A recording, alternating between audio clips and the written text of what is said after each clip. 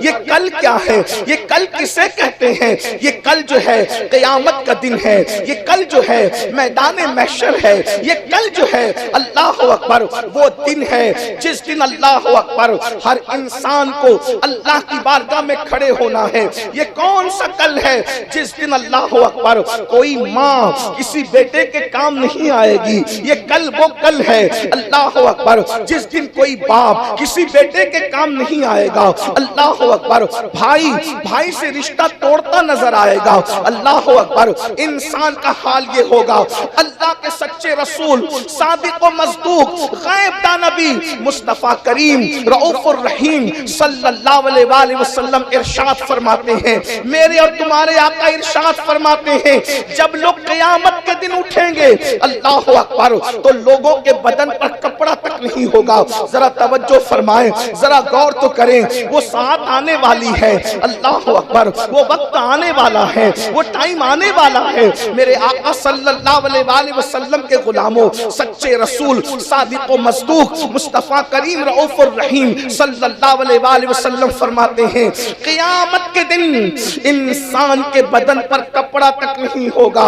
اللہ اکبر، اور جب انسان اپنی قبروں سے اٹھیں گے ایسا لگے گا کہ اللہ اکبر وہ نشے میں ہے، حالانکہ وہ نشے میں نہیں ہوں گے، لیکن نشے والے کی حالت کیسی ہوتی ہے؟ اللہ اکبر، بکھرے بکھرے بال، اترا اترا سا چہرہ، چہروں کے اوپر جو ہے وحشت چہروں سے ٹپکتی ہے۔ اللہ اکبر، ارشاد فرمایا مصطفیٰ جان رحمت صلی اللہ علیہ وآلہ وسلم نے، یوں لوگوں کا حال ہوگا جیسے وہ نشے میں ہے، حالانکہ کوئی نشے میں نہیں ہوگا، نہ بدن پہ کپڑا ہے، نشے کے اندر وہ نظر آئیں گے مگر نشے میں ہوں گے نہیں۔ اور میرے سچے رسول صادق و مصدوق صلی اللہ علیہ وآلہ وسلم فرماتے ہیں، اللہ اکبر، انسان اور انسان کے سر اور سورج کے درمیان صرف ایک ہاتھ کا فاصلہ ہوگا۔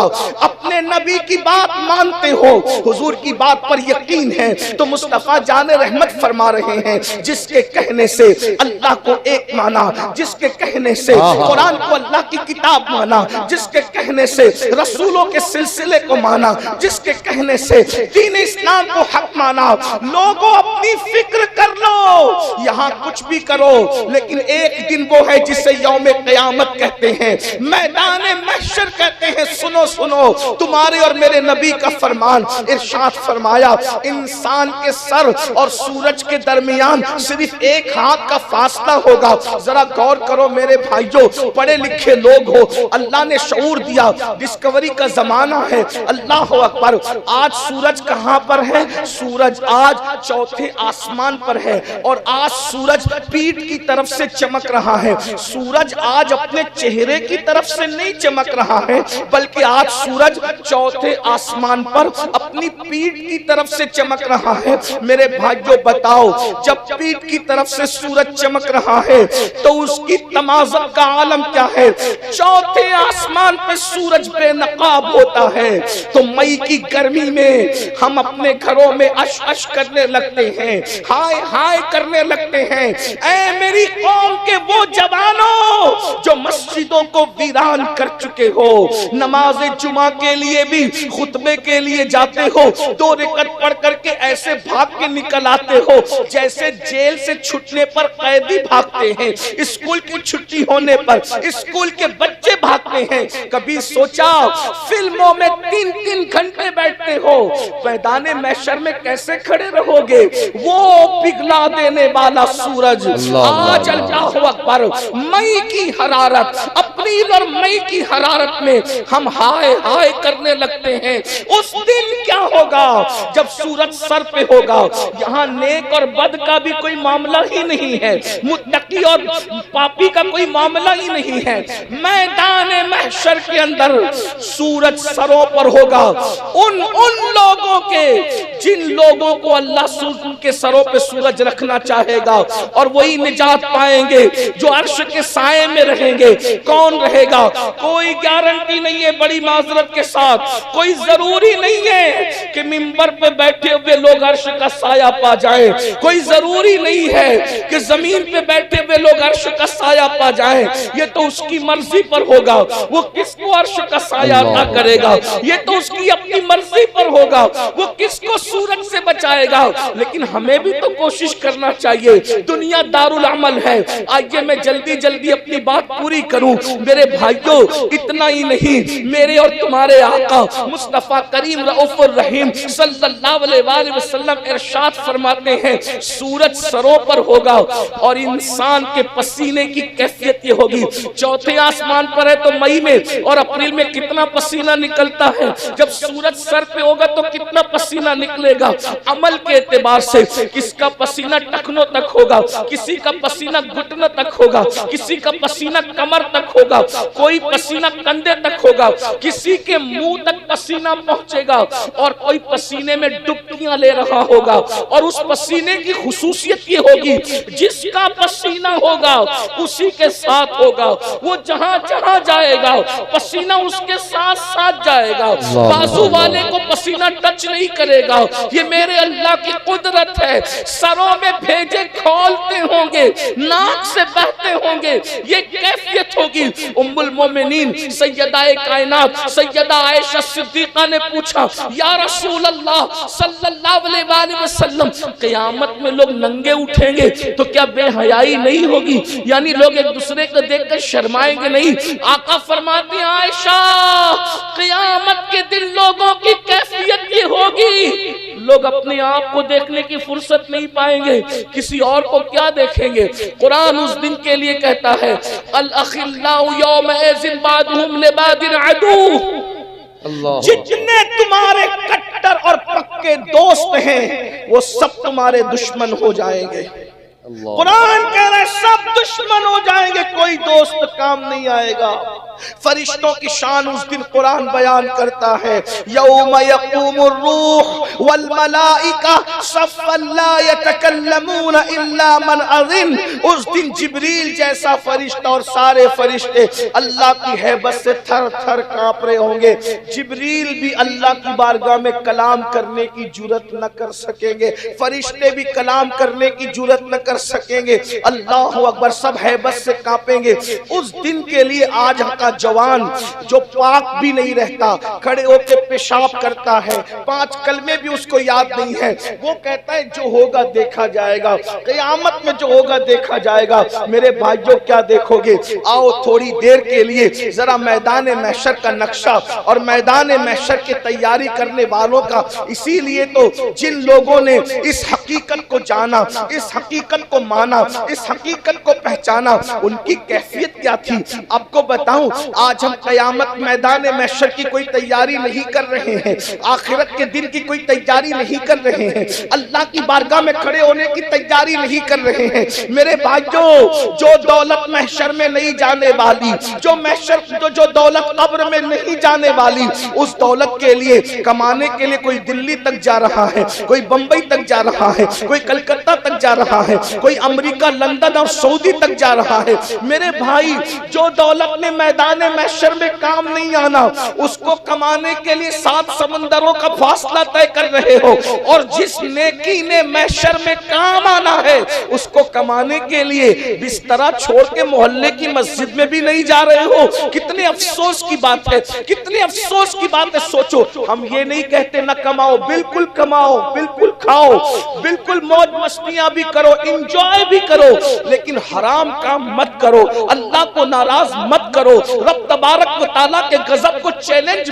مت کرو۔ آج یہ آپ کو بتاؤں، جنت اتنی سستی نہیں ہے جتنی سمجھ رکھا ہے، میدان محشر اتنا آسان نہیں ہے جتنا سمجھ رکھا ہے۔ اللہ اکبر، آپ کو بتاؤں، افضل البشر بعد الانبیاء بالتحقیق سیدنا صدیق اکبر رضی اللہ تعالیٰ عنہ رو کر کے کہتے ہیں کاش میں کسی مومن کے سینے کا ایک بال ہوتا۔ اللہ، کون کہہ رہا ہے؟ صدیق اکبر رضی اللہ تعالیٰ عنہ۔ ہم سنیوں کے عقیدے میں جیسے جنت کا ہونا یقینی ہے، ویسے صدیق اکبر کا جنتی ہونا یقینی ہے۔ اللہ اکبر، نعرہ تکبیر۔ اس کے باوجود صدیق اکبر کہہ رہے ہیں، صدیق اکبر کہہ رہے ہیں ذرا غور کیجئے، محسوس کیجئے، نعرے پہ مت جائیے گا، ابھی تھوڑا محسوس کیجئے، وقت بھی بچا لیں، میرے پاس بس 20 سے 25 منٹ کا ٹائم رہ گیا ہے، میں بات جلدی جلدی سمیٹ رہا ہوں، تھوڑی دیر کے لیے ذرا غور کر لیں۔ کون صدیق اکبر؟ اللہ اکبر، جس کے لیے قرآن میں آیت آ رہی ہے وَلَا سَوْفَ يَرْضَى۔ کون صدیق اکبر جس کے لیے اتقا کہا جا رہا ہے؟ کون صدیق اکبر؟ حضور اپنی بیماری کی حالت میں اپنے مصلی پر صدیق اکبر کو کھڑا کر رہے ہیں۔ کون صدیق اکبر؟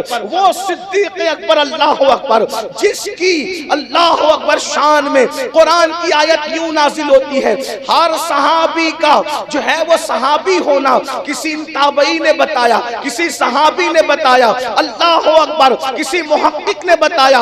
ابو بکر صدیق وہ صحابی ہے جس کی صحابیت کا اعلان اللہ کا قرآن کر رہا ہے، جس کی صحابیت کا اعلان اذ یقول لصاحبہ، اللہ اکبر جب انہوں نے اپنے صاحب سے کہا، اللہ اکبر جس کو صحابی قرآن کہتا ہے، اللہ اکبر وہ صدیق اکبر کی بات سنو، اور پھر ان کو جنت کی بشارت حضور نے دی، جنت کی بشارت اللہ نے دی۔ وہ صدیق اکبر کہہ رہے ہیں محشر کیا ہے ذرا غور کر لو، ہم نا واقف ہیں، نا بلد ہیں، غافل ہیں، غفلت میں ڈوبے ہیں، دنیا کی محبت میں ڈوب کر آخرت کو بھول چکے ہیں۔ صدیق اکبر کہتے ہیں کاش میں کسی مومن کے سینے کا ایک بال ہوتا تاکہ قیامت کے دن اللہ کی بارگاہ میں حساب سے بچ جاتا۔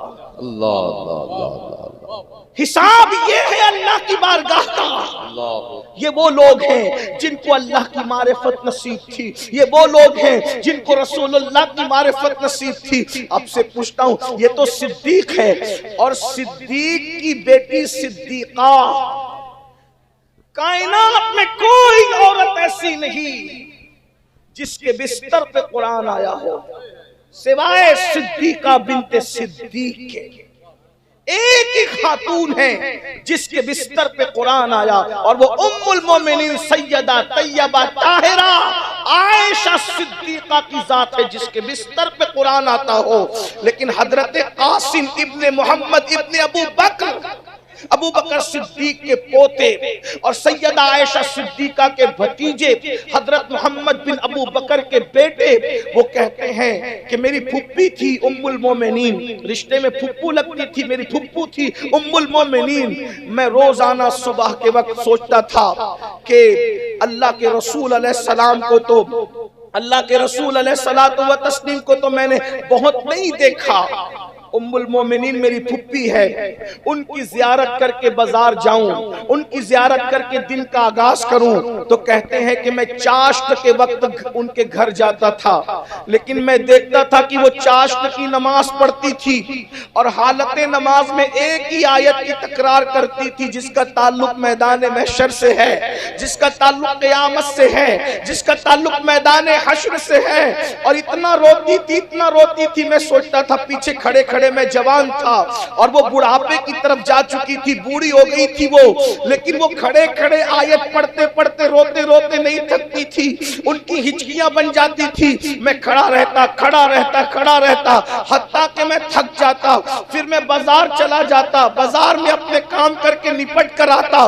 پھر بھی ام المومنین روتی نظر آتی، اور جب روتے روتے دوپٹے سے آنسو پوچھتی تھی تو وہ وقت آتا ان کا دوپٹہ اتنا بھیگ جاتا تھا جیسے دوپٹہ دھونے کے بعد پانی کو لوگ نچوڑتے ہیں، ام المومنین کے آنسوؤں کو ایسے نچوڑا جاتا، اور ام المومنین کہا کرتی تھی کاش میں پیدا نہ ہوتی۔ یہ ام المومنین کہہ رہی ہے جس کے بستر پہ قرآن نازل ہو رہا ہے، وہ ام المومنین فرما رہی ہے۔ خواتین کی خاص توجہ، اللہ اکبر، میری بہنوں، گیم کھیلتے کھیلتے کھانا بنانے والی میری بہنوں، فیس بک پر اپنا وقت ضائع کرنے والی میری بہنوں، بیوٹی پارلر تک غیر مردوں کے پاس جا کر چہرہ بنانے والی میری بہنوں، میک اپ کے نام پر کافروں کی مانڈی پر ہاتھ رکھ کر مہندی لگانے والیوں میری بہنوں، ذرا تصور تو کرو، ام المومنین وہ ہے جس کے لیے فرمایا گیا کہ دنیا دنیا میں بھی رسول اللہ کی بیوی ہے اور جنت میں بھی رسول اللہ کی بیوی ہے۔ اب آپ مجھے بتاؤ، جس کو کہہ دیا گیا کہ جنت میں بھی حضور کی بیوی ہے تو وہ جائے گی کہاں؟ ان کا ٹھکانہ تو یقیناً جنت ہے۔ اللہ اکبر۔ لیکن اس کے باوجود بھی ام المومنین کا خوف دیکھے، جن کے رتبے ہیں سوا، ان کو سوا مشکل ہے، ان کی خشیت دیکھیں، کہتی ہے کاش میں پیدا نہ ہوتی، اور اگر پیدا ہوئی تو بچپن میں مر جاتی، مر کر بھولی بسری ہو جاتی، تاکہ قیامت میں اللہ کو مجھے جواب نہ دینا پڑتا، اللہ کو مجھے حساب نہ دینا پڑتا۔ ارے جس کا سرتاج شوہر شافعی یوم النشور ہے، جس کے شوہر کی شان یہ ہے، ایک میں کیا، میرے عصیاں کی حقیقت کتنی، مجھ سے سولاک کو کافی ہے اشارہ تیرا۔ اللہ اکبر۔ دل بس خوف سے پتا سا اڑا جاتا ہے، پلہ ہلکا سہی بھاری ہے بھروسہ تیرا۔ وہ کہتی ہے پیدا نہ ہوتی، پیدا ہوئی تھی تو بچپنے میں مر جاتی، پھولی بسری ہو جاتی، محشر میں جواب نہ دینا پڑتا۔ ہمیں بھی کوئی فکر ہے محشر کی، ہمیں بھی کوئی اللہ کو جواب دینے کی فکر ہے۔ اللہ اکبر۔ بہنوں کا حصہ دبا لینے والوں، کوئی فکر ہے اللہ کو جواب دینے کی؟ بھائیوں کا حق ادا نہ کرنے والوں، ماں باپ کو گلی گلی پھرانے والوں، آج بیٹے کہتے ہیں تیری ماں ہے تو لے جا، تیری ماں ہے تو لے جا۔ جو ماں کا حق ادا نہ کرے وہ محشر میں کیا منہ لے کر جائے گا؟ نشہ کرنے والوں، حدیث پاک میں آیا ہے جس نے نشہ کیا ہوگا قیامت کے دن یا تو سور کی شکل میں آئے گا یا تو بندر کی شکل میں آئے گا۔ جس نے 1 انچ کسی کی زمین پہ قبضہ کیا ہوگا، نیچے نیچے نیچے نیچے نیچے تحت الثری تک اتنی زمین کاٹ کر اس کے گلے میں توق بنا کے ڈال دی جائے گی۔ کبھی 50 کلو کے پھول کو گلے میں لٹکا کر دیکھنا، جب 50 کلو کے پھول گھنٹہ بھر گلے میں لٹکا کر کے بیٹھ نہیں سکتے تو جتنی تحت الثری تک زمین ہے، جتنی قبضہ کی تھی اتنی تحت الثری تک زمین کاٹ کے گلے میں لٹکائی جائے گی۔ کب تک؟ جب تک لوگوں کا حساب کتاب نہ ہو جائے۔ آج دادا گیری چل رہی ہے، لوگ اپنی طاقت کا مس یوز کر رہے ہیں۔ اللہ اکبر۔ یاد رکھنا محشر اتنا آسان نہیں۔ آخری بات ایک روایت میں سمیٹ کر بات پوری کر دوں۔ لوگ سمجھتے ہیں ارے اللہ بخشنے والا ہے، مولانا اتنا مت ڈرا۔ یہ مولانا لوگ تو بہت ڈراتے ہیں۔ یاد رکھنا مولانا کو پتا ہے حدیث کیا ہے، اسی لئے میں کہتا ہوں شاعری کی دنیا الگ ہے، حقیقت کی دنیا الگ ہے۔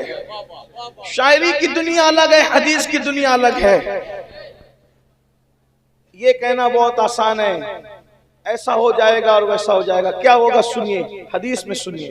میں جو شاعری میں اس کا منکر نہیں ہوں، لیکن وہ کسی الگ لوگوں کے لیے، وہ میرے آپ کے لیے نہیں ہے۔ لیکن سنے بات پوری کر رہا ہوں۔ جو جتنا اللہ سے ڈرے گا اس کا اتنا کام بنے گا، جو جتنی محنت کرے گا، عمل کرے گا اللہ کو راضی کرنے کے لیے، اتنا اس کا کام بنے گا۔ آج اپنے اعمال دیکھو، احوال دیکھو، ہم تو کچھ بھی نہیں، ہمیں دین کا بھی کچھ پتہ نہیں، کچھ ٹھکانہ نہیں، کلمے بھی یاد نہیں، درود بھی یاد نہیں، نماز بھی صحیح نہیں پڑھ پاتے ہیں۔ وہ لوگ جنہوں نے قرآن اترتے دیکھا، جن کی شان میں قرآن کی آیتیں نازل ہوئی، ایک ہستی کو پیش کر دوں اور بات پوری کروں۔ وہ ذات ہے جانشین رسول، جانشین دوم، خلیفہ دوم، امیر المومنین سیدی عمر ابن خطاب رضی اللہ تبارک و تعالی۔ پہلے سن لیں، حضرت عمر ابن خطاب کوئی معمولی ہستی تو نہیں نا، آپ جانتے ہیں جن کی رائے کی تائید میں قرآن کی کم و بیش 22 آیتیں نازل ہوئی ہے، یہ فاروق اعظم ہے۔ یہ فاروق اعظم ہے۔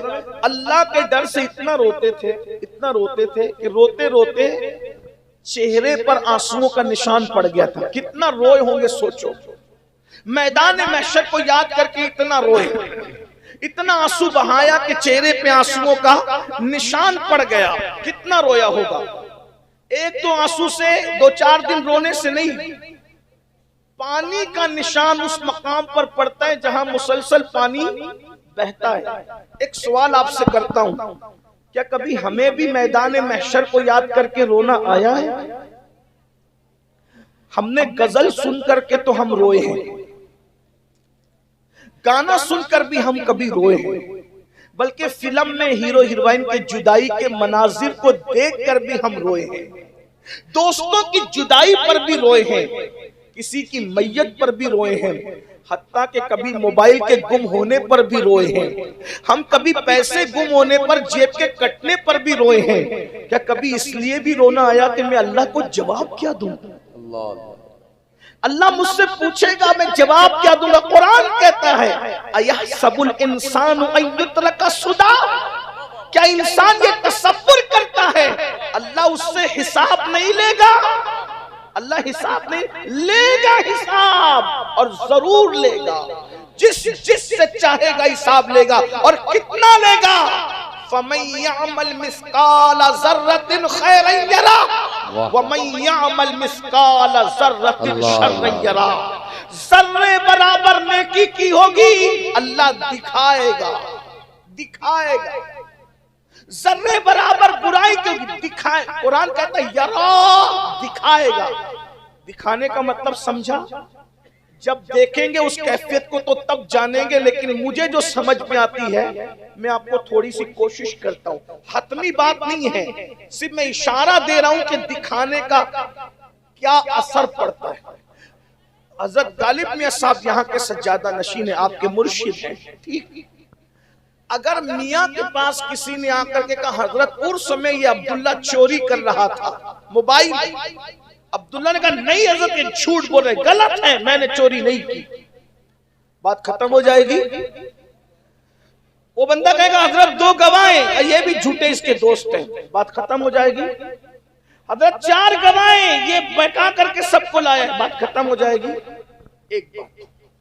دوسری بات یہ ہے، سمجھانے کے لیے کہہ رہا ہوں، قرآن کی آیت کا حتمی مطلب نہیں پیش کر رہا، صرف آپ کو معرفت ہو جائے فَمَن يَعْمَلْ مِثْقَالَ ذَرَّةٍ خَيْرًا يَرَهُ اور شَرًّا يَرَهُ۔ توجہ کرنا بہنوں کی بھی، ایک بندہ چوری کر رہا تھا عرس میں موبائل، دوسرے حضرت کے مرید نے شکایت نہیں کرنی، اس نے موبائل نکالا، ویڈیو بنا لی، اور ویڈیو بنا کر کے حضرت کے پاس لایا، دیکھو حضرت کیا ہو رہا ہے۔ اس وقت جب عبداللہ کو بلا کر کے کہا جائے گا عبداللہ تو چوری کر رہا تھا، یہ دیکھ، یہ دیکھ، اس کا گناہ اس کو دکھا، بولو وہ انکار کر سکے گا؟ انکار کر سکے گا؟ اپنے پیر کے سامنے اگر چوری کی ویڈیو آ جائے اور وہ ویڈیو چلائی جائے یہ تو ہی ہے، تو شرمندگی کا کیا عالم ہوگا؟ زنا کرنے والوں، جب تمہارے زنا کی کیفیت تمہیں بتائی جائے گی خدا کے دربار میں، سود کے دھندے کرنے والوں، جب تمہارے سود کے دھندوں کی کیفیت بتائی جائے گی اللہ کی بارگاہ میں، عورتوں پر پاپ کی نظریں ڈالنے والوں، جب تمہارے ہمارے گناہ خدا کے دربار میں بتائے جائیں گے تو رسوائی کا کیا عالم، ہائے ہائے کیا رسوائی ہوگی۔ اپنی بہنوں سے بھی کہتا ہوں، خوبصورتی کی نمائش کرنے والی میری بہن، خدا قہار و جبار سے ڈر، اس لیے کہ ایک دن اللہ قیامت کے دن تجھے اپنی عدالت میں کھڑا کرے گا۔ کب تک اپنے حسن اور اپنی خوبصورتی کا مس یوز کرتی رہے گی؟ کب تک اجنبی مردوں سے بے پردہ بات کرتی رہے گی؟ کب تک ولیموں میں، شادیوں میں، بازاروں میں بے پردہ پھرتی رہے گی؟ ایک دن اللہ کی عدالت ہے، کوئی روکے نہ روکے، کوئی ٹوکے نہ ٹوکے، بات دور نہ نکلے۔ میں عرض کیا کر رہا تھا، سیدنا فاروق اعظم کا ذکر کر رہا تھا، غور سے سن لیجئے، فاروق اعظم اللہ کے خوف سے کتنا روئے۔ اور ایک بات آپ کو بتاؤں، مشورہ دے رہا ہوں، اللہ کرے آپ مان جائیں، کبھی ہو سکے تو اکیلے میں بیٹھ کر اپنے گناہوں پر رویا کرے۔ میں بہت بڑا عمل آپ کو دے کر کے جا رہا ہوں، آپ دعا دیں گے، اللہ کرے محشر میں آپ کی میری بگڑی بن گئی تو شاید وہاں بھی آپ مجھے دعا دے دے، میری بگڑی آپ بنا دے، لیکن اکیلے میں بیٹھا کرے تو گناہوں پہ رویا۔ دیکھو گناہ ہو ہی جاتے ہیں، آپ ہیں یا ہم، گناہ ہم سے ہونا ہی ہے، گناہ ہونا اپنی جگہ، لیکن گناہ ہو جائے تو رونا یہ انسان کی عادت ہونی چاہیے، اس کو مناتے رہو، پتہ نہیں کب مان جائے، اور سب سے آسان اسی کو منانا ہے۔ اللہ سے زیادہ آسان کسی کو منانا نہیں ہے. واہ واہ. سب لوگوں کو منانا مشکل ہے، اللہ کو منانا بہت آسان. اور اس کا طریقہ کیا ہے؟ اکیلے میں سب کے سامنے اگر آنسو آئے تو یہ بھی حدیث میں آیا ہے اگر محفل میں ایک بندے کی آنکھ سے آنسو نکل جائے تو پوری محفل بخش دی جاتی ہے. سبحان اللہ سبحان اللہ. محفل میں رویا کرو لیکن محفل سے زیادہ اکیلے میں رو لیا کرو. اور حدیث پاک میں آیا کہ رونا نہیں آتا تو رونے جیسی شکل بنایا کرو. یہ مت سوچا کرو کہ لوگ کیا کہیں گے، لوگوں کو کہنے دو، یہ کہتے رہیں گے، یہ کہنے ہی کے لیے پیدا ہوئے ہیں. ہمیں اپنی بگڑی بنانے کے لیے سوچنا چاہیے. اکیلے میں رویا کرو، مصلی پہ بیٹھ کے اپنے گناہ یاد کر کے اس کو منا لو. اس کو مرنے سے پہلے منا لو. بابا بلے شاہ نے کہا تھا اٹھ بلیا چل یار منا لے ورنہ بازی لے گئے کتے. اے بلے شاہ اللہ کو راضی کر لے ورنہ کتے بھی تجھ پر سبقت لے گئے کہ کتا تو اپنے مالک کا وفادار ہوا، تو اپنے مالک کا کب وفادار ہوگا. اور رونے کا کیا فائدہ ہے؟ رو اکیلے میں. اپنے گناہ تو سب نے کیے ہیں، میں ہوں آپ ہوں، کیے ہیں. جو اپنے آپ کو بے گناہ سمجھے اس سے بڑا کوئی گنہگار نہیں. اور میں تو یہ کہتا ہوں اگر ہم بخش دیے گئے تو شاید سب بخش دیے جائیں گے، کیونکہ ہم لوگوں کا حال ہی برا ہے. ہم برے نہ ہوتے تو کائنات میں برائی کیوں ہوتی؟ اکیلے میں رونے کا فائدہ سنو حدیث پاک. ام المومنین سیدہ عائشہ صدیقہ نے پوچھا یا رسول اللہ صلی اللہ علیہ وآلہ وسلم آپ کی امت میں کوئی بے حساب بھی جنت میں جائے گا؟ یا رسول اللہ آپ کی امت میں کوئی بے حساب بھی جنت میں جائے گا؟ آقا نے فرمایا ہاں عائشہ. اب جواب سنیں حدیث پاک کا مفہوم. ہاں عائشہ کچھ گنہگار ہیں. توجہ، نیکوں کی بات ابھی نہیں ہوئی. کیا فرمایا؟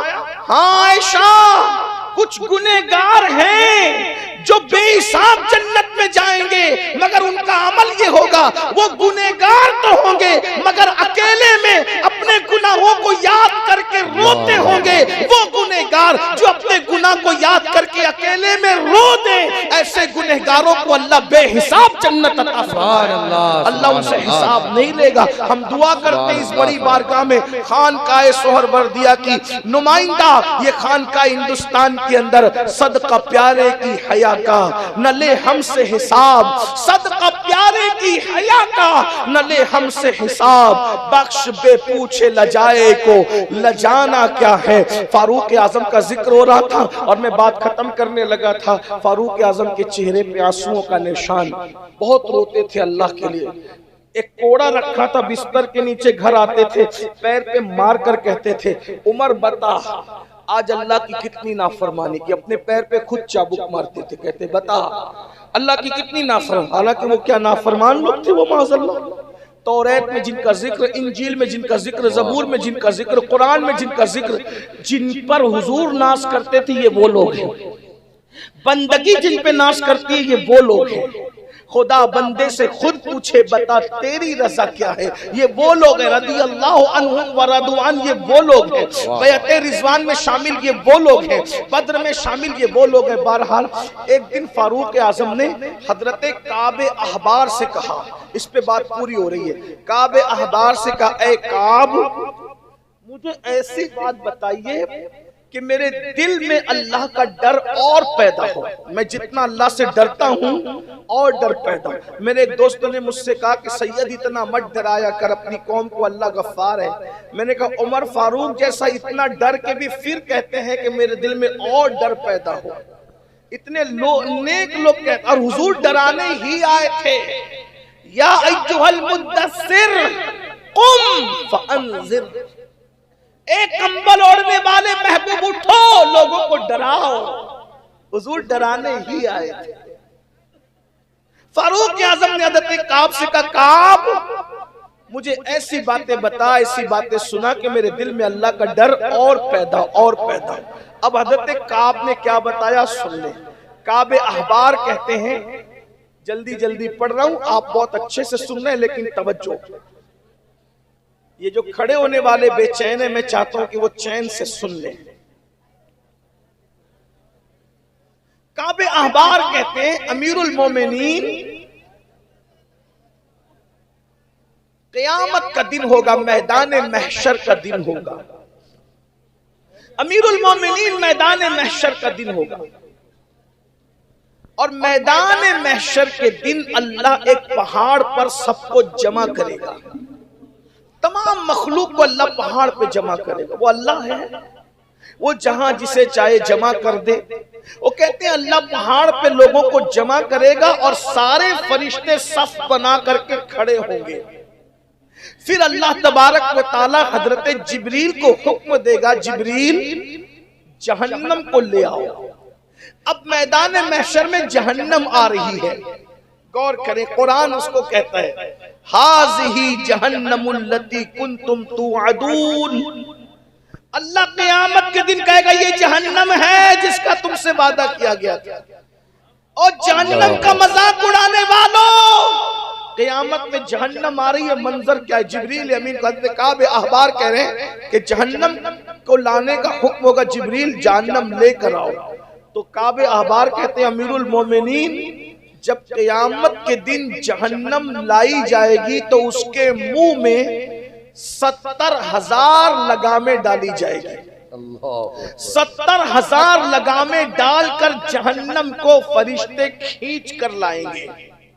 اب ذرا دھیان سے سنیں ایک ایک جملہ، میں اپنے دل کے جذبات، میں کوئی تقریر تو کر ہی نہیں رہا ہوں، نہ میں کوئی مقرر ہوں، لیکن صرف درد دل کے جذبات، اللہ کرے کسی کے دل میں بات اتر جائے، آخرت کی فکر پیدا ہو جائے، محشر کا تصور پیدا ہو جائے، ہم کچھ کر لیں اللہ کے لیے، جو کر سکتے کر لیں، کتے کو پانی پلا کے نیکی کر سکتے تو وہ بھی کر لیں، کسی کو دیکھ کے مسکرا کے نیکی کر سکتے تو وہ بھی کر لیں، چوٹیوں کو دانا ڈال کر کے نیکی کر سکتے تو وہ بھی کر لیں، جو کرنا ہے کر لیں، سبحان اللہ کہہ کے، الحمدللہ کہہ کے، اللہ اکبر کہہ، کچھ بھی کرو، نیکی کرو، نیکی کرو، قطرے قطرے سے دریا بنتا ہے، اور پتہ کوئی نیکی چھوٹی نہیں ہے، پتہ نہیں کس نیکی سے اللہ راضی ہو جائے، کسی کا بوجھ اٹھا سکتے تو بوجھ اٹھا کر بھی نیکی کر لو، اور ہر گناہ سے بچو، کسی گناہ کو چھوٹا سمجھ کر مت کرو، ہو سکتا ہے کسی گناہ پہ پکڑ ہو گئی، کس گناہ پہ پکڑ کرے گا پتہ ہے؟ حضرت عیسیٰ علیہ السلام کو مردہ زندہ کرنے کا معجزہ ملا، تو حضرت عیسیٰ علیہ السلام نے ایک مردہ زندہ کیا، وہ مردہ زندہ ہوا، اس نے پوچھا حضرت قیامت آ گئی؟ کہا قیامت ابھی نہیں آئی، تو کون ہے؟ کہا کہ میں کئی 100 سال سے قبر میں پڑا ہوا ہوں، اپنے دور کا بڑا نیک متقی پرہیزگار انسان ہوں۔ کہا اچھا تو تیرے ساتھ کیا ہوا؟ کہا ابھی تک میری بخشش نہیں ہوئی، میں بہت نیک تھا، پرہیزگار تھا، متقی تھا، میری مغفرت نہیں ہوئی، میری بخشش نہیں ہوئی۔ کوئی دادا گیری بابا گیری وہاں نہیں چلنے والی بھائی، جس کو اللہ چاہے گا اسی کو بخشے گا، کوئی گارنٹی نہیں ہے۔ روزی کا وعدہ سب کے ساتھ ہے، مغفرت کا وعدہ سب کے ساتھ نہیں ہے، اس لیے سب کو ڈرنا چاہیے، سب کو، ہمیں تو زیادہ، آپ کو بھی ڈرنا چاہیے۔ وہ شخص کہتا ہے حضور صدیاں بیت گئی ابھی تک مغفرت نہیں ہوئی۔ کہا کیوں نہیں ہوئی؟ کہا میرے ایک گناہ پر میری پکڑ کر لی اللہ نے۔ کہا وہ گناہ کون سا ہے؟ کہا میں نے کچھ گوشت کھایا تھا، دانت کے اندر پھنس گیا تھا، اور وہ بار بار زبان، کوئی چیز دانت میں پھنستی تو زبان بار بار وہیں جاتی ہے، تو میں قلی تھا، قلی۔ تو ایک شخص نے، سیٹھ صاحب نے کہا کہ میری لکڑیاں میرے گھر پہنچا دیں، تو میں لکڑی کا گٹھا رکھ کے سر پہ لے جا رہا تھا، ایسے میں میرے دانت میں وہ پھنسی ہوئی کوئی چیز تھی، میں نے سوچا کہ یہ بار بار دانت کی طرف زبان جاتی ہے، پورا لکڑی کا گٹھا میرے سر پہ ہے، تو میں نے ان لکڑیوں کے گٹھے میں سے چھوٹی سی لکڑی کی تیلی نکالی اور نکال کر خلال کیا، خلال کر کے پھینک دیا۔ مرنے کے بعد اللہ مجھ سے پوچھتا ہے کہ وہ لکڑی توڑ کر کے جو تو نے خلال کیا تھا، کیا اس کے مالک سے اجازت لی تھی؟ میں نے کہا نہیں لی تھی۔ تو اللہ فرماتا ہے جب تک تو اس لکڑی کے بارے میں مجھے جواب نہیں دے گا میں تیری مغفرت نہیں کروں گا۔ اگر خلال بھی بغیر پوچھے کر لیا تو اتنا متقی اٹک گیا۔ موبائل چوری کرنے والے، چپل چوری کرنے والے، لوگوں کا قرض لے کر کے دبا لینے والے، وہ کہاں ہوں گے؟ سود کے، حرام کے دھندے کرنے والے کا دنیا ہی سب کچھ نہیں ہے، دنیا کھیل ہے، کھیل، لہو و لعب ہے دنیا۔ اس دنیا میں کیوں آئے تھے؟ الذی خلق الموت والحیات لیبلوکم ایکم احسن عملا، اس دنیا میں نیک عمل کرنے آئے تھے۔ بہرحال کہہ رہا تھا، فاروق اعظم کو حضرت کعب کہتے ہیں امیر المومنین جب جہنم لائی جائے گی میدان محشر میں تو 70,000 لگام اس کے منہ میں ڈالی جائے گی اور اس کو کھینچ کر لائیں گے. جس وقت تو جہنم اور لوگوں کے درمیان 100 سال کا فاصلہ ہوگا. ابھی جہنم آ رہی ہے، 100 سال دور ہے جہنم. 100 سال دور سے جہنم کے شرارے نظر آئے. اللہ اکبر. بھائیو مکہ شریف بھی 100 سال کے فاصلے پہ نہیں ہے، امریکہ اور لندن بھی 100 سال کے فاصلے پہ نہیں ہے. سوچو 100 سال کے فاصلے سے جہنم کے شرارے اٹھتے نظر آئیں گے. کعب احبار کہتے ہیں یہ شرارے اٹھتے نظر آئیں گے. میں تشریح کے طور پہ آپ کو سمجھانے کے لیے کہہ رہا ہوں. کعب احبار کہتے ہیں جب لوگ جہنم کو آتا دیکھیں گے تو لوگوں کے حواس کام کرنا، عقل کام کرنا چھوڑ دے گی. لوگوں کی کیفیت یہ ہوگی. اور اس کے بعد کہتے ہیں امیر المومنین جب جہنم سانس لے گا سب گھبرا جائیں گے، سب کے اوسان خطا ہو جائیں گے. جب دوسری مرتبہ جہنم سانس لے گا تو لوگوں کے دل ان کے حلق میں اٹک جائیں گے. لوگوں کے دل حلق میں اٹک جائیں گے. سوچو مچھلی کا کانٹا اٹک جائے، لقمہ اٹک جائے تو کیا کیفیت ہوتی ہے. جب ہمارے دل ہمارے سینے سے نکل کر جہنم کے شرارے دیکھ کے حلق میں اٹک جائیں گے کیا بنے گا. پھر کہا امیر المومنین تیسری مرتبہ جب جہنم سانس لے گا تو اس کے شراروں کو دیکھ کر سارے فرشتے، سارے انبیاء، ساری مخلوق اپنے گھٹنوں کو زمین پہ رکھ دے گی. جہنم کی کیفیت یہ ہوگی. اور کعب کہتے ہیں امیر المومنین حضرت ابراہیم علیہ السلام جیسا پیغمبر بھی گھٹنوں کو زمین پہ رکھ کر کہے گا اے اللہ آج میں کسی کے لیے تجھ سے کچھ نہیں مانگتا، آج مجھے امان دے دے بس. کون ہے؟ کعبہ بنانے والے خلیل اللہ، اللہ کی محبت میں اکلوتے بیٹے کی گردن پہ چھری رکھنے والے خلیل اللہ، اللہ کی محبت میں آگ میں چھلانگ لگانے والے خلیل اللہ، اللہ کا پکا دوست. یہ نبیوں کے بھی باپ ہے، ابو الانبیاء، ابو الانبیاء. محشر میں ان کی شان تو دیکھو. اللہ کے خوف سے گھٹنے زمین پہ رکھ کر اللہ سے کہہ رہے مولا میں آج کسی کے لیے کچھ نہیں مانگتا، صرف مجھے امان دے دے بس، مجھے امان دے. میرے بھائیوں یہ نبیوں کے باپ کی شان قیامت میں اللہ کے خوف سے میرا آپ کا کیا حال ہوگا، اپنی کیا بنے گی، اپنی کیا اوقات ہے. اسی پہ بس نہیں فاروق اعظم سر جھکا کے رونے لگے کہ خلیل اللہ کی یہ شان ہوگی اس دن. تو پھر اس کے بعد کعب کہتے ہیں امیر المومنین اسی پہ بس نہیں، حضرت موسیٰ کلیم اللہ کی شان یہ ہوگی کہ موسیٰ کلیم اپنے گھٹنے زمین پہ رکھ کے اللہ سے کہیں گے اللہ تو نے مجھ سے کلام کیا، مجھ سے باتیں کی، مجھے عزت دی. مولا اسی کلام کی جو شان عطا کی تھی اسی کا واسطہ مولا آج اپنے کلیم کو یعنی موسیٰ کو، موسیٰ آج کسی کے لیے کچھ نہیں مانگتا، صرف تو مجھے امان عطا کر دے. آج مجھے اپنی جان کی پڑی ہے مولا، مجھے امان عطا کر دے. نفسی نفسی یہی موسیٰ تو تھے. قرآن کہتا ہے من جانب طور الایمن وقربناہ نجیہ. موسیٰ ذرا طور کے دائیں طرف آتا کہ تجھ سے راز کی بات کروں، پیار کی بات کروں. اللہ اکبر. وہی موسیٰ علیہ السلام قیامت کے دن گھٹنے زمین پر رکھ کے کہیں گے اللہ آج موسیٰ کو امان دے دے. موسیٰ کسی کے لیے کچھ نہیں چاہتا. امیر المومنین سر جھکا کر بہت روئے کہ امیر المومنین اسی پہ بس نہیں. امیر المومنین سنیے حضرت عیسیٰ علیہ السلام کلمت اللہ روح اللہ، حضرت عیسیٰ علیہ السلام اپنے گھٹنے زمین پہ رکھ کے کہیں گے اللہ آج میں اپنی ماں مریم کے لیے بھی تجھ سے کچھ نہیں مانگتا، آج میں اپنی ماں مریم کے لیے بھی تجھ سے کچھ سوال نہیں کرتا. مولا نفسی نفسی آج مجھے تو بس اپنی پڑی ہے، میرے اللہ مجھے امان عطا کر دے. فاروق اعظم رو پڑے اور بہت روئے. تو حضرت کعب احبار نے کہا امیر المومنین میدان محشر وہ ہوگا کہ اگر کوئی 70 انبیاء کے برابر بھی عمل لے کر آئے. کتنا؟ کس تہجد پر غرور ہے، کس 5 وقت کی نماز میں گھمنڈ ہے، کوئی کس حاجی صاحب اور نمازی صاحب کہلانے پہ تکبر ہے، مسجد کا متولی کہلانے پر کیا اتلا رہے ہیں. بھائیو یہ کعب احبار فاروق اعظم سے کہہ رہے ہیں امیر المومنین اگر کوئی 70 نبیوں کے برابر بھی عمل لے کر آئے، حالانکہ کوئی ایک نبی کے برابر بھی عمل نہیں کر سکتا، یہ محال ہے، نہیں ہو سکتا، اللہ اکبر۔ لیکن کعب کہہ رہے بفرض محال اگر 70 نبیوں کے برابر بھی کوئی عمل لے کر آئے گا تو وہ اپنے عمل کو حقیر سمجھے گا قیامت کے دن۔ یہ قیامت ہے، اب بتاؤ اس دن کے لیے کیا تیاری کی۔ وَلْتَنْظُرْ نَفْسٌ مَّا قَدَّمَتْ لِغَدٍ، اللہ فرماتا ہے قیامت کے لیے کیا اعمال کیا، کیا بھیجا آگے۔ وَاتَّقُوا اللَّهَ، اللہ سے ڈرو، إِنَّ اللَّهَ خَبِيرٌ بِمَا تَعْمَلُونَ۔ 70 نبیوں کے برابر بھی عمل لے جاؤ گے تو بھی وہاں حالات یہ رہیں گے۔ ہاں لیکن ایک بات کہہ دوں اینڈ میں، جہاں حضرت خلیل گھٹنے زمین پہ رکھ کے کہیں گے کسی کے لیے کچھ نہیں مانگتا، جہاں حضرت کلیم گھٹنے زمین پہ رکھ کے کہیں گے کسی کے لیے کچھ نہیں مانگتا، جہاں عیسیٰ کلمت اللہ روح اللہ کہیں گے کہ میں اپنی ماں کے لیے بھی کچھ نہیں مانگتا، وہاں ایک ہستی کو لوگ ضرور دیکھیں گے جو اپنے لیے کچھ نہیں مانگیں گے، زمین پر سر رکھ کے کہیں گے رب ہب لی امتی، رب ہب لی امتی، رب ہب لی امتی۔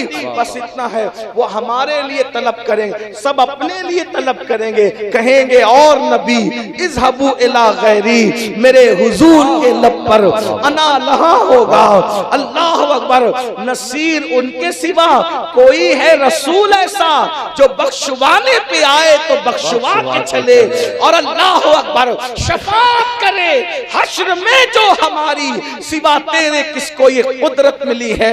سنیوں مومنوں ناز کرو اپنے مقدر پر کہ اللہ نے ایسا نبی عطا کیا، ہر نبی نفسی نفسی کہے گا سوائے ہمارے نبی کے، ہمارے نبی امتی امتی کہیں گے۔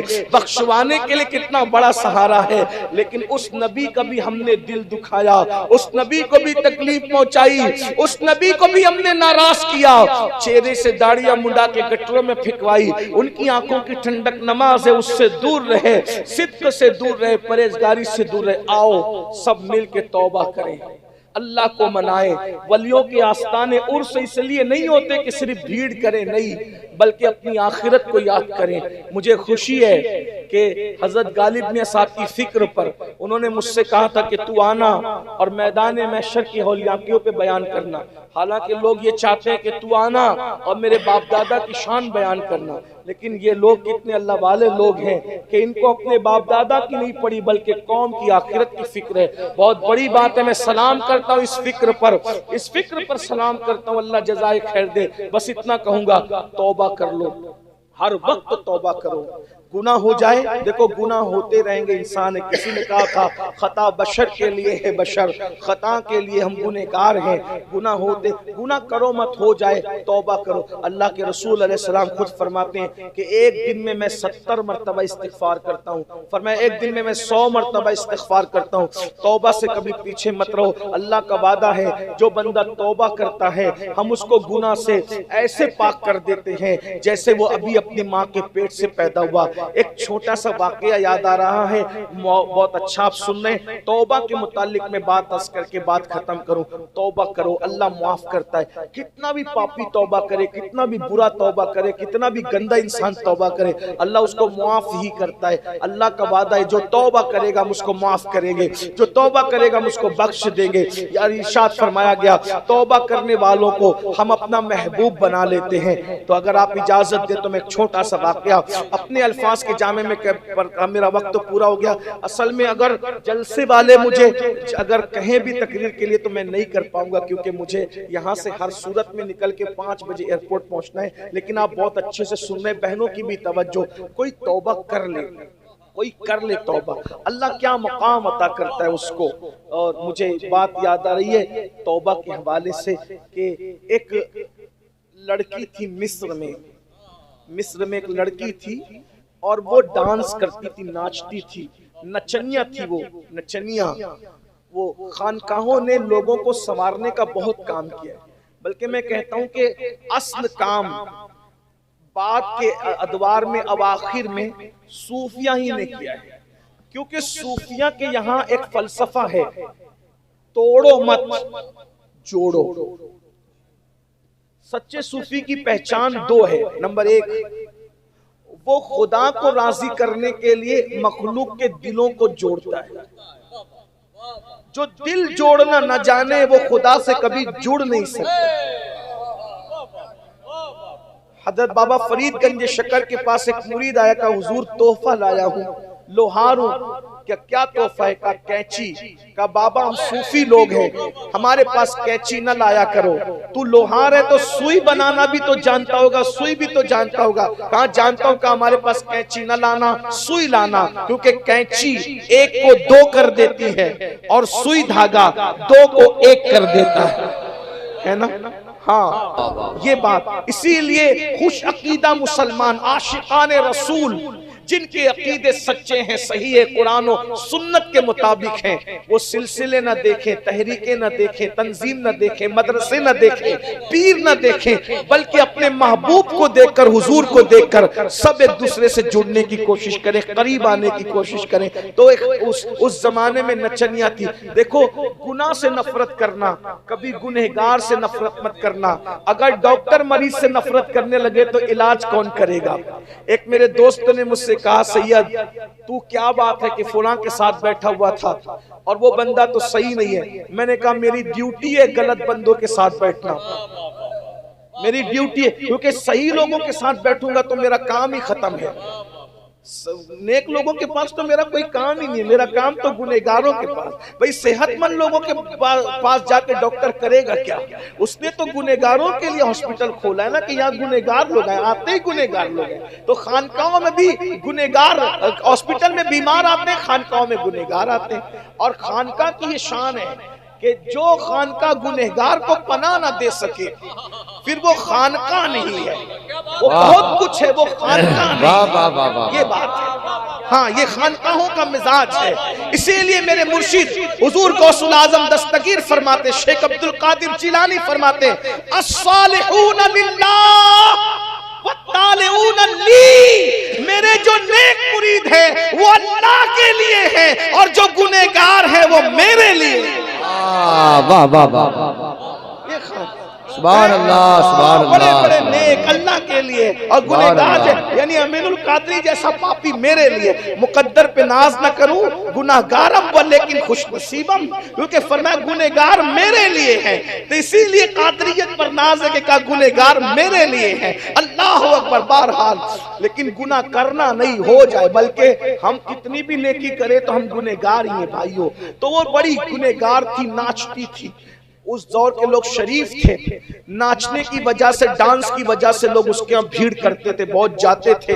تو شریف لوگوں کو تکلیف ہوئی. اس دور میں خانقاہ تھی مصر میں, اور اس خانقاہ کا سجادہ نشین بلکہ شیخ پیر طریقت ہمارے مرشد حضور سیدی ذوالنون مصری رضی اللہ تبارک و تعالی. ذوالنون مصری بڑے عظیم ولی ہے, کبھی وقت ہو تو ان کا تذکرہ کسی عالم سے چھیڑ کے دیکھنا, صوفی سے بتائیں گے کہ بڑے عظیم بزرگ ہے ذوالنون مصری. بہرحال تو ان کی خانقاہ میں لوگ آئے, سرکار یہ لڑکی نے تو تباہی مچا دی, اس کا مجرا ڈانس سننے کے لیے لوگ بہت جاتے ہیں, لڑکے بگڑ رہے ہیں, معاشرہ خراب ہو رہا ہے. تو کہا کریں کیا؟ کہا اس کو شہر سے نکال دے, اس کا بائیکاٹ کر کے.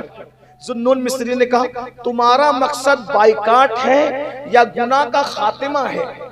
انہوں نے کہا گناہ کا خاتمہ ہے.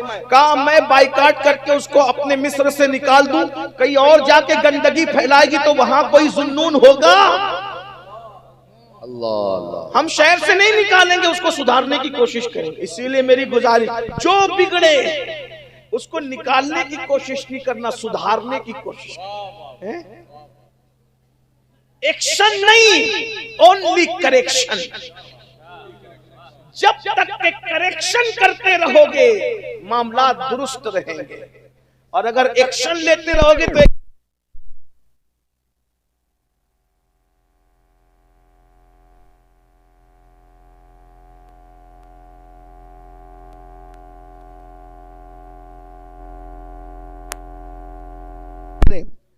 اگر ایکشن لیتے رہو گے تو ایک دن ایکشن ہو جائے گا. اس لیے کریکشن کی کوشش کرو. ہم کریکشن کے لیے خانقاہوں میں ہیں. تو کہا نکالنا بائیکاٹ مقصد ہے یا سدھارنا؟ کا سدھارنا. پھر کہا تم جاؤ میں اپنا کام کروں گا. ذوالنون مصری سرکار نے اپنے مرید کو بلایا, فرمایا اس نچنیا کے پاس جا اور جا کے کہنا کہ ایک رات میں وہ ٹوٹل کتنا کما لیتی ہے سارے لڑکوں سے ملا کر، جتنا کما لیتی ہے نا اتنی رقم اس کو دے دینا، اور کہنا آج تیرا ڈانس پبلک میں نہیں ہوگا، آج تجھ سے ملنے کے لیے ہمارے پیر آئیں گے۔ میں سوچتا ہوں وہ مرید بھی کتنا پکا ہوگا۔ اگر آج کل کا کوئی پیر کہے کہ تو نچنیا کے پاس جا اور اس سے کہنا کہ آج پیر صاحب آئیں گے، تو وہ پیر صاحب کے پاس سے نچنیا کے پاس جانے کی بجائے وہ خود ہی گھر جائے گا کہ حضرت آپ تو بگڑ گئے۔ یہ حال ہوگا نا۔ لیکن وہ مرید لوگ کیسے تھے بھائی؟ وہ پکا یک گیر محکم بگیر، وہ گیا بھی رقم بھی دے دی، آج تو ناچے گی نہیں، ہمارے پیر آنے۔ پیر پہ کتنا یقین تھا۔ میں تو لوگوں کو یہی مشورہ دیتا ہوں، بھائی تم خسرو بننے کی کوشش کرو، تمہارا پیر محبوب الہی ہے۔ ہاں بس ہاں تم خسرو بننے کی کوشش کرو، پیر محبوب الہی ہے۔ اور بغیر عقیدت کے کچھ نہیں ملتا، بغیر یقین کے، لیکن وہی پیر محبوب الہی ہے جس کا عقیدہ درست ہو، جو پابند شرع ہو۔ بس عقیدہ دیکھنا اور شریعت کی پابندی دیکھنا، تیسری بات دیکھنے کی ضرورت نہیں، انشاءاللہ محبوب الہی ہے۔ سبحان اللہ۔ تو بس وہ گیا، جانے کے بعد رقم دے دی، مرشد عشاء کی نماز پڑھی، مصلی ڈالا کندھے پر، عصا لیا اور چل پڑے۔ جوان تھے، خود بھی جوان تھے، گئے سلام کیا۔ وہ لڑکی بہت اترا رہی تھی کہ یہ لڑکے بگڑے میری وجہ سے ناچ اور مجرے کی، لیکن یہ خانقاہی تسبیح مصلی چھوڑ کے میرے پاس آ رہا ہے۔ میں ہوں کتنی خوبصورت، میں چیز کیا ہوں کہ میرے پاس وہ سب کچھ چھوڑ کر کے، اللہ کو چھوڑ کے میرے پاس آ رہا ہے، تسبیح مصلی چھوڑ کے میرے۔ لیکن وہ نہیں جانتی تھی کہ خانقاہ دیوار اور در کا نام نہیں ہے، بلکہ خانقاہ کسی صاحب دل کے بیٹھ جانے کا نام ہے۔ صاحب دل جہاں بیٹھ جائے، اگر درخت کے نیچے بیٹھ جائے تو وہ بھی خانقاہ بن جاتا ہے۔ یہاں کیا تھا؟ ابھی یہ حال ہے، تو یہاں جب صاحب دل بیٹھتا ہے تو منزلیں چل کر آتی ہے۔ جنگل میں یوں منگل ہوتا ہے، یہ صاحب دل کی نشانی ہے۔ بہرحال گئے، سلام کیا، اس نے جواب دیا اور فرمایا بیٹی، توجہ کریں یہ انداز اللہ والوں، گنہگار کو کہا بیٹی آج ہم نماز پڑھیں گے۔ ہائے ہائے، وہ رو پڑی، بیٹی آپ مجھے بیٹی کہہ رہے ہیں؟ یہاں تو جو آتا ہے مجھے پاپ کی للچائی نظر سے دیکھتا ہے، بڈھے بڈھے جن کے منہ میں دانت نہیں، پیٹ میں آنت نہیں، وہ بھی پاپ کی نظر سے۔ آپ جوان ہیں کہتے ہیں بیٹی کا؟ ہاں جوان ہوں، لیکن تجھ سے عمر میں بڑا ہوں اور میرے مذہب کی تعلیم ہے، اگر کوئی برابر کی ہو تو بہن، چھوٹی ہو تو بیٹی، اور اگر بہت بڑی عمر کی ہو تو ماں۔ چوتھا کوئی رشتہ اسلام نہیں لگاتا کسی عورت سے، ماں بہن بیٹی، اسی روپ میں ہم دیکھتے ہیں عورتوں کو۔ آج ہم نماز پڑھیں گے۔ وہ رو پڑی، حضرت آپ نماز کی دعوت لے کر آئیں؟ آج سے پہلے کسی نے نماز کی بات نہیں کی۔ میں مسلمان گھر میں پیدا ہوئی، میرے باپ کا انتقال ہو گیا، میں بچپن میں یتیم ہو گئی، کسی نے ہمارا سپورٹ نہیں کیا، تو میری ماں نے مجبور ہو کر مجھے نچنیوں کے ساتھ کر دیا، اور بچپن سے ناچتے ناچتے اتنی بڑی نچنیاں بن گئی کہ آج آپ مجھے نماز کی دعوت دینے ہیں۔ ایک جملہ عرض کر کے آگے بڑھوں گا۔ آج آپ کو بہت درد ہے نا، بچیاں بھاگ رہی ہے غیروں کے ساتھ، بچیاں یوں ہی نہیں بھاگتی۔ ہم نے ان کی غربت کا احساس کب کیا ہے؟ مجبوری انسان کو تباہ کر۔ اگر آج برقع پہن کر مسلمانوں کی بیٹیاں سگنلوں پہ بھیک مانگ رہی ہے، 2% بے غیرت ہوگی، لیکن 98% عورتیں جان بوجھ کے بھیک نہیں مانگتی۔ جب قوم کے سرمایہ دار مدد نہیں کرتے تو یہی حال ہوتا ہے۔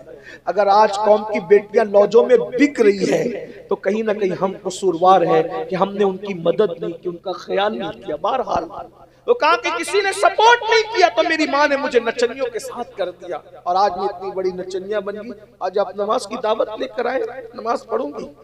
مجھے تو نماز پڑھنا آتی نہیں، وہ میرے پیچھے کھڑی ہو جا، میں جیسے کرتا ہوں ویسے کر، پھر اللہ کی شان دیکھ۔ پیچھے کھڑی ہو گئی، وضو کر کے ذوالنون نے نماز شروع کر دی۔ نماز شروع کیا کی، تلاوت جب شروع کی، اللہ کے قرآن میں اتنی طاقت ہے، اتنی تاثیر ہے کہ بڑے بڑے پگھل جاتے ہیں۔ عمر ابن خطاب جیسی حیثیت پگھل گئی، اسلام کے دامن میں آ گئی۔ قرآن کی برکت ہے، مدینہ منورہ فتح ہوا قرآن کی برکت ہے، بہرحال دنیا فتح ہوئی قرآن کی برکت ہے۔ یہ اور بات ہے، آج ہم قرآن نہیں پڑھتے، اللہ پناہ میں رکھے۔ قرآن پڑھو، جو قرآن نہیں پڑھتا وہ قیامت کے دن اندھا اٹھایا جائے گا. اس لیے انہوں نے قرآن پڑھنا شروع کیا. آپ قرآن پڑھ رہے تھے اور وہ روتی جا رہی تھی, اس کے دل پہ قرآن اثر کر رہا تھا. اتنا روئی کہ پہلی مرتبہ اللہ کے خوف سے اس پر ہچکیاں طاری ہو گئی, ہمک ہمک کر رونے لگی. خوب روئی. جب حضرت ذوالنون نے دیکھا کہ رونے کی آواز آ رہی ہے, ہمک ہمک کے رو رہی ہے, لوہا گرم دیکھا, ہتھوڑا مارنے کی کوشش کی, فوراً اللہ اکبر کہا, رکوع میں گئے, رکوع سے سر اٹھایا, سجدے میں سر رکھا. اس نے بھی سجدے میں سر رکھا. زبان سے ذوالنون مصری سبحان ربی العالی سبحان ربی العالی سبحان ربی العالی کہہ رہے تھے, اور دل ہی دل میں کہہ رہے تھے, اے اللہ بڑی محنت سے اس آوارہ, اس پاپی, اس عیاش, اس نچنیا کو بہت محنت کر کے یہاں تک لایا ہوں. مولا یہاں تک لانا میرا کام تھا, اس کے آگے سنبھالنا تیرے کرم پر ہے. اگر تیری رحمت نے سہارا نہ دیا تو دوسرا سجدہ دنیا کی کوئی طاقت اس سے کروا نہیں سکتی. کیا دل سے بات نکلی تھی, دل سے جو بات نکلتی ہے اثر رکھتی ہے, پر نہیں طاقت پرواز مگر رکھتی ہے. ذوالنون کی اللہ اکبر دل کی آہیں باب اجابت الہی سے ٹکرا گئی, اور اس کے بعد نماز پوری کر کے سلام پھیرا تو وہ لڑکی غائب تھی. ساری دولت, ساری حویلی, سارا مال چھوڑ کر وہ غائب ہو چکی تھی. لوگوں نے بہت ڈھونڈا, بہت ڈھونڈا, بہت ڈھونڈا, اس کو نہیں پایا. آخر کار مصر میں وہ لڑکی قصہ پارینہ بن گئی. کبھی کبھی لوگ کہتے تھے ایک نچنیا تھی, ایسی تھی ویسی تھی, لیکن ذوالنون نے کیا جادو کیا اور وہ لڑکی غائب ہو گئی, ختم ہو گئی. وہ نظر ہی نہیں آتی, ملتی نہیں, مال منال چھوڑ کے سب غائب ہو گئی. دو عالم سے کرتی ہے بیگانہ دل کو. عجب چیز ہے لذت آشنائی, یار کی آشنائی کی لذت جسے مل جائے وہ سب کو چھوڑ دیتا ہے. بہرحال بہت دن گزرے, ذوالنون مصری کی جوانی بھی ختم ہو گئی, وہ بھی بوڑھے ہو گئے. بڑھاپے میں ایک دن تہجد کے بعد وظیفے میں مصروف تھے, مشغول تھے.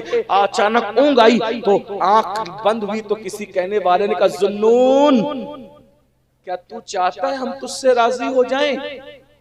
اگر چاہتا ہے تو آج میرے دوست کا انتقال ہو گیا ہے, اس کے جنازے میں شریک ہو جا, ہم تجھ سے راضی ہو جائیں.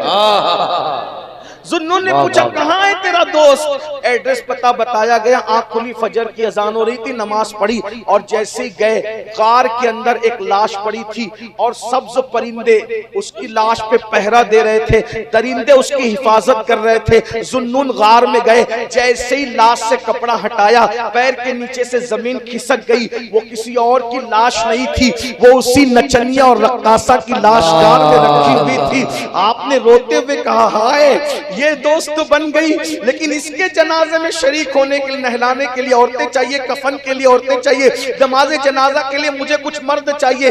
وہ شہر میں آئے اور سب کو لے گئے, ولی کی نماز میں چلو, ولی کی نماز جنازہ میں چلو, ولی کے جنازے میں چلو. سب کو لائے تو دیکھا اب وہاں کوئی نہیں تھا, اب وہاں کوئی نہیں تھا. ایک رکا پڑا ہوا تھا.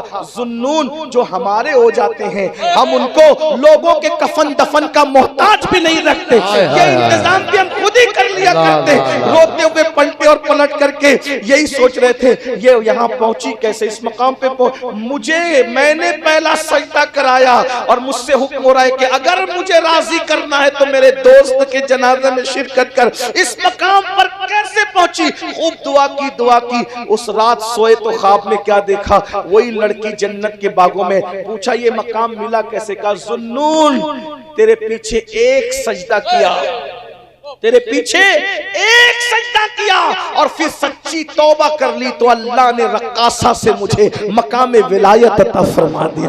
کبھی رقاصہ تھی, توبہ کی برکت سے. یہ اللہ کی شان ہے, اس لیے اللہ کو مناتے رہو, توبہ کرتے رہو, راضی کرتے رہو. اللہ مجھ سے آپ سب سے راضی ہو. اللہ ہم سب کو سچی توبہ کی برکت دے. دوران گفتگو بلکہ زندگی میں جب بھی جہاں بھی ہم سے جو گناہ خطا ہو گئی اللہ معاف کرے. استغفر اللہ ربی من کل ذنب واتوب الیہ وما علینا الا البلاغ. السلام علیکم ورحمۃ اللہ وبرکاتہ. ابھی محفل ختم نہیں ہوئی ہے, مجھے جانا ہے